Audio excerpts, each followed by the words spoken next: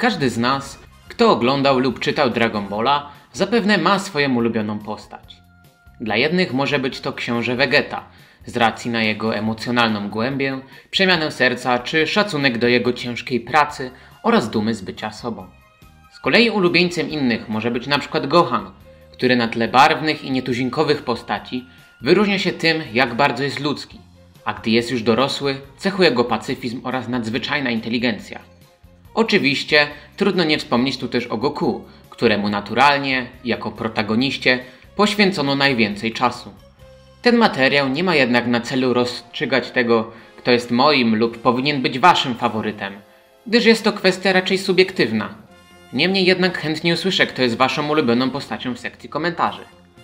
Warto jednak zauważyć, że gdy wspominamy o tym, za co lubimy naszego dobrodusznego bohatera, Son Goku, argumenty często są dosyć płytkie i niewiele mówią o prawdziwej treści tej postaci.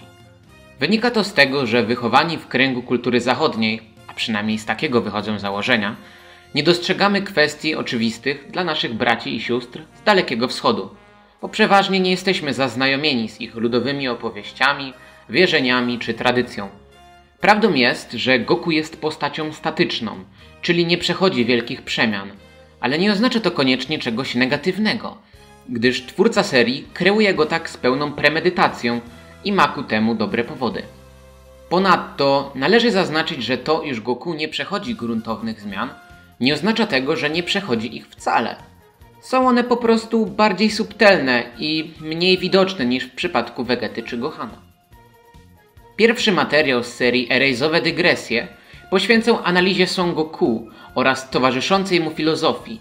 Zajrzę również do korzeni, z których Saiyanin z ziemi wyrasta, czyli wyjaśnię, na kim był on wzorowany, na jakich konceptach opierają się jego protoplaści i w jaki sposób to wszystko współgra ze sobą w postaci Goku. Nie zabraknie również informacji o przytoczonych wcześniej subtelnych zmianach, które nasz bohater przechodził na przestrzeni serii. Zapraszam!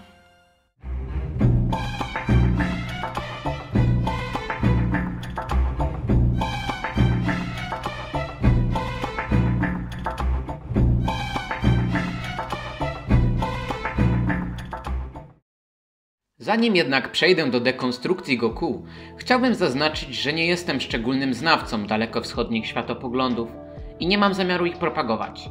Chcę jedynie przedstawić, w jaki sposób odnoszą się do protagonisty Dragon Balla i ukazać, jakie motywy Toriyama uznaje za na tyle szlachetne, aby obdarzyć nimi główną postać swojej mangi. Całą wiedzę przedstawioną w filmie czerpię z różnych analiz, objaśnień danych idei oraz własnych wniosków. Sądzę jednak, że moje spostrzeżenia są warte wysłuchania i pomogą wam dostrzec, że Goku nie jest taki prosty, za jakiego się go uważa.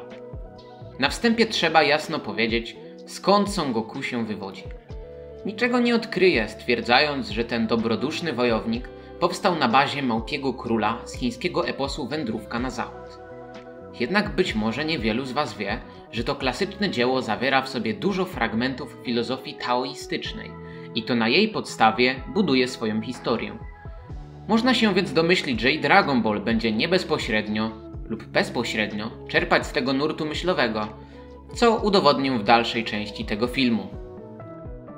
Zacznijmy więc od tego, że Goku jako Saiyanin odczuwa biologiczną, wewnętrzną potrzebę walki.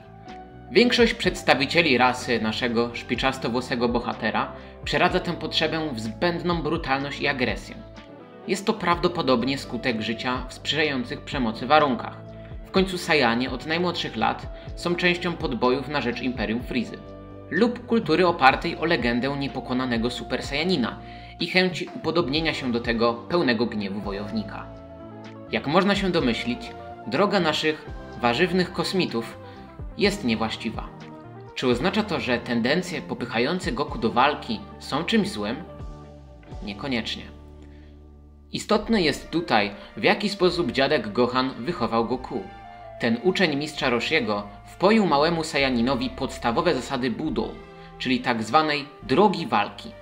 Dzięki niemu Goku przekierowuje swoje naturalne instynkty na coś pozytywnego, gdyż Budo ma na celu rozwój i samodoskonalenie się jednostki w sposób duchowy, etyczny czy moralny.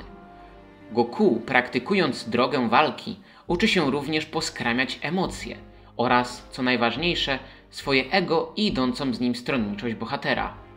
Dzięki temu nie kieruje się on takimi koncepcjami jak na przykład sprawiedliwość, gdyż według dalekowschodnich filozofii są one subiektywne. Toriyama przez cały okres trwania mangi chce nam ukazać, że w momencie, gdy jakaś postać kieruje się subiektywnymi ideami, w tym rozumem lub po prostu rozsądkiem, wychodzi jej to na złe. Pamiętajmy, że jest to całkowicie odwrotne do powszechnego na zachodzie sposobu myślenia, który zakłada, że to właśnie tylko niezmącony rozum pozwala dostrzec prawdę. Weźmy na przykład myśl Platona, który uważał, że świat materialny jest jedynie niedoskonałym odbiciem świata idei, który możemy poznać tylko przez niezakłóconą wpływem zmysłów refleksję intelektualną. Działanie racjonalne w naszym myśleniu nie jest zatem subiektywne, lecz bliskie obiektywizmowi, co może powodować problem ze zrozumieniem innej kulturowej interpretacji.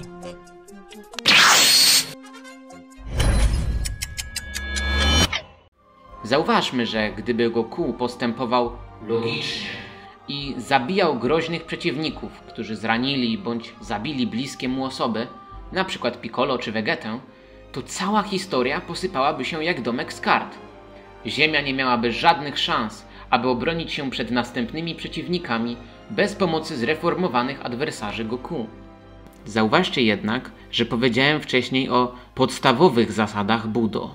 Nie sposób nie wspomnieć tu w końcu o Mutenie Roshim, który utwierdził Goku w naukach dziadka Gohana, dając mu lekcje, które zostaną z nim na całe życie. Przede wszystkim mowa tu o naukach wyciągniętych z 21 Tenkaichi Budokai, czyli że zawsze znajdzie się od nas ktoś lepszy oraz że powinniśmy dążyć do nieustannego doskonalenia się. Gdyby Roshi nie przybrał tożsamości Jackiego Chuna, aby wpoić Goku te przekonania, nie wiadomo jak potoczyłyby się losy świata Dragon Balla, choć można się spodziewać gorszego rezultatu niż ten, który mieliśmy przyjemność śledzić w oryginalnej mandze. Kolejnym niezwykle istotnym elementem charakteryzacji dzielnego Saiyanina z Ziemi jest jego niewinność i nieskazitelność umysłu, która również wywodzi się z warunków, w jakich przyszło mu dorastać. Goku w młodości był odosobniony od cywilizacji, przez co w kluczowej fazie jego rozwoju umysł bohatera nie został w żaden sposób zdeprawowany. Nie pożąda on materialnych dóbr i żyje w zgodzie z naturą, co jest jedną z zasad taoizmu. I choć nadmierna lekkoduszność i dziecinność naszego protagonisty mogą być przez nas odbierane za coś negatywnego, gdyż w naszym kręgu kulturowym mocno cenimy sobie rozumność, to jednak pozwalają mu zachować bardzo istotną cechę, czyli czystość, co wraz z poskramianiem ego łączy się w większą całość. Tą całością są decyzje podejmowane przez bohatera. Odrzucając umysł i subiektywizm, Goku może się zdawać jedynie na czyste intencje i dlatego ma naturalną tendencję do podejmowania dobrych decyzji, nieważne w jakiej sytuacji się znajdzie. To jest powód, dla którego wydawałoby się niedorzeczne decyzje Goku zawsze wychodzą mu na dobre. Są one zgodne z obcymi dla nas doktrynami i stąd też pojawia się tak wiele nieporozumień dotyczących tego bohatera. Nie znając tych filozofii, nie zrozumiemy, dlaczego Goku postępuje tak, a nie inaczej. I choć takie rozwiązanie zdaje się często mieć negatywny wpływ na fabułę serii, to nie świadczy to o braku umiejętności Toriyamy w kreowaniu historii, a raczej ukazuje nam, jak głęboką wiedzę na temat tychże prądów myślowych miał autor Dragon Balla i w jak nieoczywisty sposób można z jego dzieła wynieść nauki moralne. W trakcie trwania historii Goku przechodzi również ważną, choć niestety przez wielu fanów niezauważaną zmianę, bowiem zaczyna on dostrzegać wartość cudzego życia. Z początku nie miał on żadnego problemu, aby zabijać innych ludzi. Widzimy to dosadnie, gdy pozbawił życia niezliczoną ilość żołnierzy armii Red Ribbon. Co zabawne, akurat to wydarzenie, jako jedno z nielicznych się na nim ostatecznie mści. Patrz, saga Cella. Obecnie jednak odbiera cudze życie jedynie w ostateczności, gdy nie istnieje żaden inny sposób, aby powstrzymać wroga, który stanowi zagrożenie dla innych. Odnośnie tego, skąd Goku zaczerpnął dla siebie taką postawę, jest sporo teorii. Osobiście uważam, iż jest to wynik kombinacji nauk wszystkich mentorów tego bohatera oraz doświadczeń z jego wędrówki po świecie. Niemniej ważne jest to, że dzięki współczuciu oraz litości względem swoich najzagorzalszych wrogów, Goku zaczyna odmieniać świat wokół niego. I to jest powód statyczności tego bohatera. On samemu nie przechodzi ogromnej metamorfozy charakteru, jednak rekompensuje to przemieniając innych. Jeśli spojrzymy na głównych obrońców Ziemi, to zauważymy, że wielu z nich pragnęło dawniej czy to jej destrukcji, czy też podbicia, a jednak to właśnie oni gotowi są oddać życie, aby ją bronić. Przy okazji warto dopomnieć, że nawet gdy Goku jest wściekły, jak na przykład na Namek, gdy zmienił się w Super Saiyanina, to nigdy nie oddaje się pragnieniu zemsty. Zawsze walczy dla dobra innych lub aby stać się lepszym. Po raz kolejny powodem takiego stanu rzeczy jest Budo, dzięki któremu Goku uczy się poskramiać emocje. Jest to dosyć piękne, że w celu zmaksymalizowania mocy i zużycia energii Super Saiyanina konieczne jest nienaganne opanowanie sfery emocjonalnej. Choć tak na marginesie, muszę powiedzieć, że solidnym kontrargumentem przeciw tej tezie jest to, że Gohan osiąga Super Saiyanina 2 przy pomocy złości. Jednakże jego przypadek jest specjalny, gdyż nieodłączną częścią syna Goku jest jego problem z emocjonalnością oraz Toriyama wskazuje na alternatywną ścieżkę osiągnięcia tej formy. Wystarczy po prostu odpowiednio ciężko trenować. Dodatkowo motyw poskramiania emocji widoczny jest też w Dragon Ballu Super, ale niestety jedynie w sferze konceptualnej. To dlatego, że boskie formy w teorii mają być odwrotnością form Super Saiyanina, czyli opierać się na spokoju ducha. Jednak ku naszemu nieskrywanemu zmartwieniu Super często zdaje się o tym zapominać.